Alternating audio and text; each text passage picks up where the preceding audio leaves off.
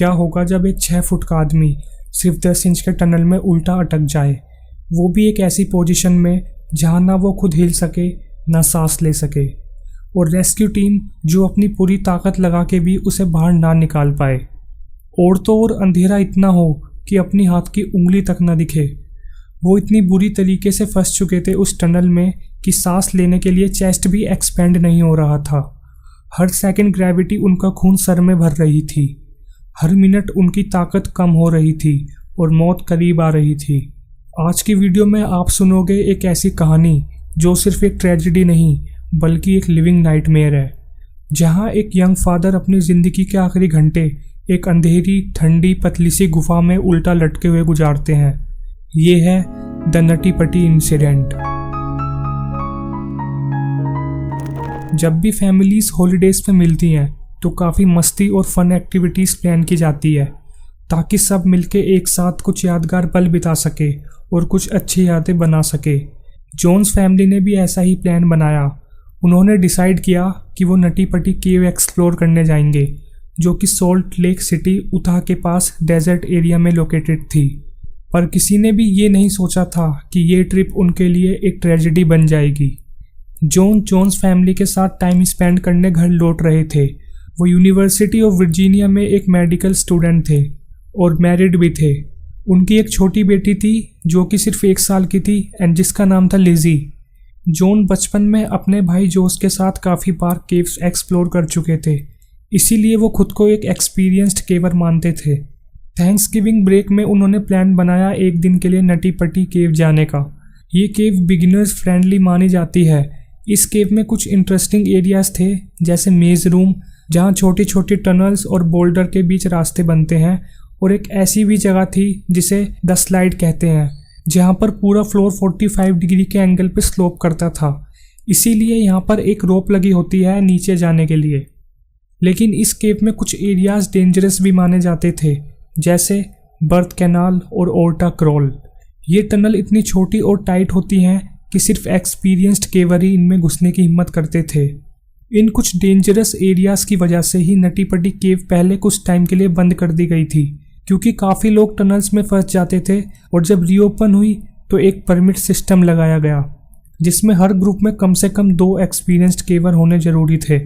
जोस ने एक परमिट लिया, मतलब एक एक्सपीरियंस्ड केवर, और 11 लोगों के ग्रुप के साथ वो नटी पटी केव पहुंच गए। ये 24 नवंबर 2009 ट्यूसडे की बात है। जोन की प्रेग्नेंट वाइफ एमिली और छोटी बेटी लिजी घर पर ही रही, क्योंकि उन्हें केविंग में ज़्यादा इंटरेस्ट नहीं था और वो अपना दिन एक पीसफुल जगह में स्पेंड करना चाहती थी। केव एक्सप्लोर करते करते जोन और जोस ने डिसाइड किया कि वो बर्थ कैनाल ढूंढने जाएंगे, क्योंकि उन्होंने सुना था कि ये एक बहुत टाइट और चैलेंजिंग टनल है, जिसमें एंड में एक छोटा सा रूम होता है जहां खड़े होकर टर्न किया जा सकता है। उन्होंने मैप देखा और टनल ढूंढना शुरू किया। जोन और जोस एक नैरो पैसेज में घुस गए, जहां पहले 15 फीट तक छोटी टनल थी और फिर कई टाइट टर्न्स और शार्प बेंड्स आए। बेसिकली इस वक्त वो जिस एरिया में थे उसे कॉक्सक्यू कहा जाता है, क्योंकि यहाँ बॉडी को ट्विस्ट करके आगे बढ़ना पड़ता है। पहले शोल्डर्स, फिर हिप्स और फाइनली लेग्स को एक सर्टेन डायरेक्शन में मोड़ना पड़ता है। ये कोई सिंपल टनल नहीं थी।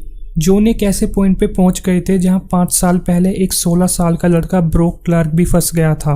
ब्रोक को 14 घंटे लग गए थे बाहर निकालने में, जबकि उसकी हाइट सिर्फ 5.7 इंच और वेट 63 किलो था।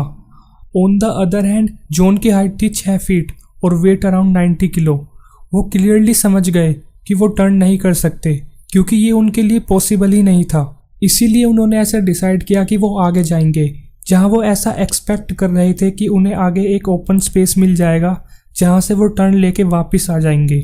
जोन ने अपनी बॉडी को स्क्वीज किया और पेट अंदर दबाकर आगे घुसने लगे, पर उन्हें ये नहीं पता था कि उन्होंने एक ऐसी जगह में घुसना शुरू कर दिया था जहां आज तक कोई गया ही नहीं था। जैसे जैसे वो आगे बढ़ रहे थे, वो सर की तरफ से नीचे जाते जा रहे थे। ग्रेविटी उनके 90 किलो की बॉडी को नीचे खींच रही थी। उन्होंने जोस को, जो उनके साथ थे, उन्हें चीख कर बोला, पीछे जाओ, मेरे पीछे मत आना। जोन ऐसा सोच रहे थे कि वो बर्थ कैनाल में ही हैं और जैसे बाकी लोग स्केप कर लेते हैं वैसे ही वो भी बाहर निकल जाएंगे, पर वो गलत थे। वो स्लाइड करते हुए एक बहुत ही छोटी जगह में जा घुसे जिसका साइज सिर्फ 18 इंचेस बाय 10 इंचेस था, मतलब एक लैपटॉप स्क्रीन के बराबर। अब जॉन 70 डिग्री के एंगल पे ऑलमोस्ट अपसाइड डाउन पोजीशन में फंस गए। उनका एक हाथ चेस्ट के नीचे दब गया और दूसरा रोप के साइड में फंस गया। इस वजह से अब वो अपने दोनों हाथों का इस्तेमाल नहीं कर पा रहे थे। उन्होंने कोशिश की ऊपर आने की, पर वो बुरी तरह से फंस चुके थे। जोश उनकी आवाज़ सुनकर वापस आए और जैसे तैसे करके उनके पास पहुंच गए। उन्होंने जॉन के पैर पकड़ के खींचने की कोशिश की, पर कोई फायदा नहीं हुआ। दोनों कोशिश करके थक चुके थे। तब जोश ने डिसाइड किया कि वो हेल्प लेने बाहर जाएंगे।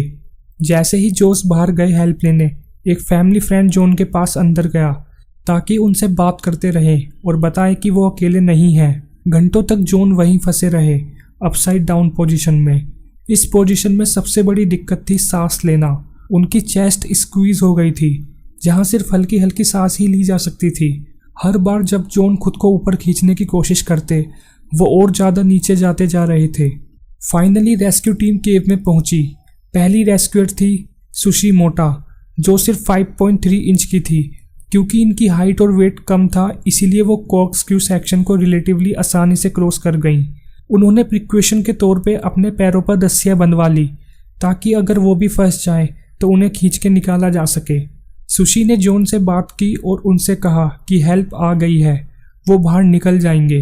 उन्होंने जॉन के पैरों पर वेबिंग स्ट्रैप्स लगाए ताकि रोप से कनेक्ट करके उन्हें पिट एरिया से खींचा जा सके।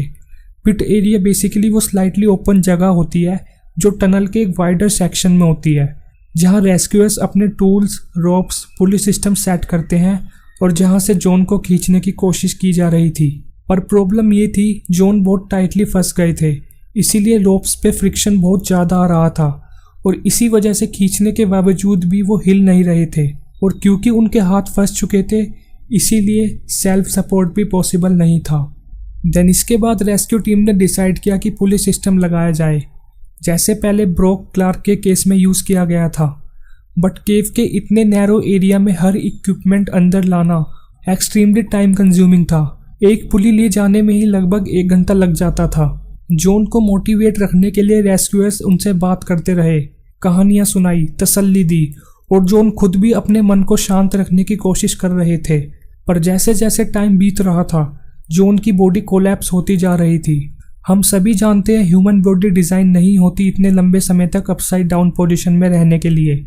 इतने लंबे समय तक उल्टा लटके रहने की वजह से उनकी बॉडी फंक्शनिंग खराब होने लगी। ब्लड प्रेशर, ग्रेविटी और टॉक्सिन्स का इम्बैलेंस होने लगा। फ्लूइड्स लंग्स में भरने लगे, किडनी का फंक्शन स्लो हो गया, जिसकी वजह से अब जॉन को सांस लेने में मुश्किल हो रही थी। लंग्स कंप्रेस हो रहे थे और मसल्स पूरी तरीके से टायर्ड थे। जॉन की आंखों के आगे अब धुंधलापन आता जा रहा था। जब वो अपनी आंखें बंद करते तो अजीब अजीब सी चीज़ें दिखाई देती, जैसे मौत सामने ही हो, और जब वो अपनी आंखें खोलते तो वही अंधेरा और रॉक्स। रेस्क्यू टीम के लिए ये सब देखना बहुत पेनफुल था। इसी बीच एक टेलीकॉम सिस्टम जॉन तक पहुंचाया जाता है, जिससे उनकी वाइफ एमिली ने उनसे बात की।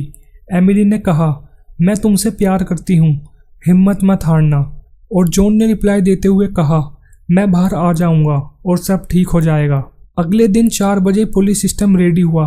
रेस्क्यूअर रियान शर्ट्स ने जॉन के पैरों को पुश किया और टीम ने बाहर से पुल किया। धीरे धीरे जॉन को ऊपर खींचने की कोशिश की गई, पर क्योंकि जॉन के पैर घंटों तक टाइटली बंधे रहे थे, वो नीले पड़ चुके थे, पल्स नहीं मिल रही थी। हर बार पुल करते वक्त जॉन चीखते, रुको, क्योंकि उनके नर्व्स इतने सेंसिटिव हो चुके थे कि उनसे दर्द सहा नहीं जा रहा था। फिर भी वो थोड़े थोड़े ऊपर आ रहे थे। रियान फाइनली जॉन को देख पाए और उन्हें एक गैटोरेड दिया, जो कि एक एनर्जी ड्रिंक होती है। पर जैसे ही वो आगे बढ़ने लगे, एक बड़ा एक्सीडेंट हो गया। बेसिकली पुलिस सिस्टम के रोप का एंकर पॉइंट केव के एक नेचुरल आग से बंधा था, वो अचानक से टूट गया और कैराबाइनर रियान के फेस पर जोर से आके लगा, जिसके कारण उन्हें फेस इंजरी हो गई। रियान को तुरंत वहां से निकालना पड़ा और जॉन वापस वहीं फंस गए जहां पहले थे। इस बार उनकी आर्म्स का सर्कुलेशन बंद हो चुका था, लेग्स पूरी तरीके से डेड हो गए थे और वो बिल्कुल हेल्पलेस थे। फिर उनके फादर डेव उस जगह घुसे। जॉन की बॉडी पर रॉप बांधने की कोशिश की, पर उनकी बॉडी भी उस 12 इंच टनल में फंस गई। 15 मिनट्स के लिए वो भी स्टक हो गए, पर जैसे तैसे करके वो बाहर आ गए। डेव के बाद रेस्क्यूअर ब्रेंडल कोल अंदर गए और टेलीकॉम डिवाइस से जॉन की वाइफ को लास्ट बार उनसे बात करवाई। एमिली ने बोला, तुम घबराओ मत, सब ठीक हो जाएगा। एमिली को अभी भी ऐसा लग रहा था कि सब कुछ ठीक हो जाएगा और वो बाहर आ जाएंगे, लेकिन ब्रैंडन समझ गए थे जॉन अब रिस्पॉन्स नहीं दे रहे थे और सांस लेने की आवाज़ भी बंद हो गई थी। वो समझ चुके थे कि जॉन अब इस दुनिया में नहीं रहे।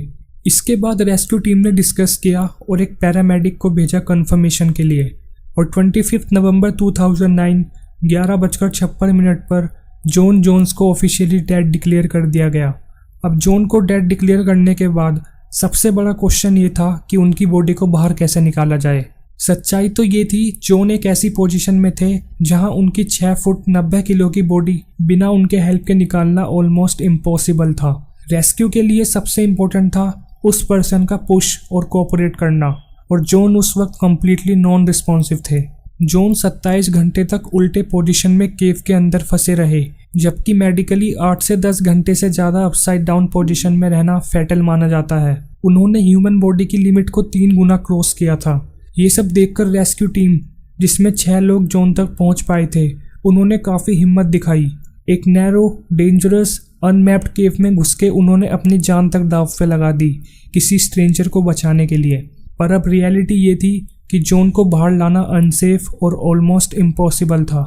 अथॉरिटीज़ ने फैमिली के साथ मिलकर बात की और फाइनली डिसीजन लिया कि जॉन की बॉडी नटी पटी केव के अंदर ही रहेगी। उस टनल को जहां जॉन फंसे थे उसे ऑफिशियली जॉन की फाइनल रेस्टिंग प्लेस बनाया गया। केव के उस एंट्रेंस को परमानेंटली कंक्रीट से सील कर दिया गया। जॉन जोन्स अब हमेशा के लिए ब्यूरिड है नटी पटी केव के एक एट्सपुश नाम के एरिया में। उस जगह पे एक मेमोरियल प्लैक भी लगाया गया जिसमें लिखा है, in memory of John Edward Jones, a loving husband, father and caver. He entered Nutty Putty cave on 24 November 2009 and never came back out. ये सिर्फ एक ट्रेजिक इंसिडेंट नहीं था, ये सभी के लिए एक रिमाइंडर है, नेचर के एलिमेंट्स, चाहे वो माउंटेन्स हों, ओशंस हों या केव्स, कभी अंडर एस्टिमेट नहीं करने चाहिए। तो ये थी नटी पटी केव की कहानी, जहाँ एक छोटी सी फैमिली आउटिंग एक हार्ट ब्रेकिंग ट्रेजेडी बन गई। जॉन जोन्स आज भी वही हैं और उनकी कहानी हम सबको ये सिखाती है कि ज़िंदगी और नेचर दोनों को लाइटली नहीं लेना चाहिए। So thank you for watching. I will meet you in next one.